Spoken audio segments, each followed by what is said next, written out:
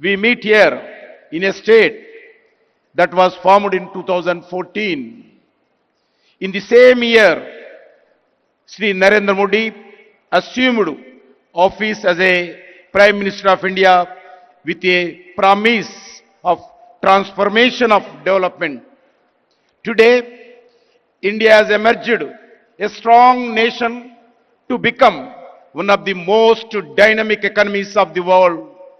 Friends, in 1998, former Prime Minister Sri 𝗵𝗵𝗺 inaugurated high-tech city in Hyderabad for one of the Asia's most dynamic technology innovation.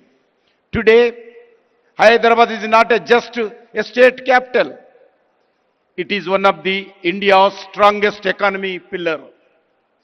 As an innovation corridor that today powers the global digital economy, as a IT hub, as a pharmaceutical capital, emerging as the vaccine capital and a pharmacy of the world, defense research and manufacturing hub, as an aerospace technology center, key health hub, India, it is therefore our collectivity responsibility to protect and promote the brand image of Hyderabad and build its future.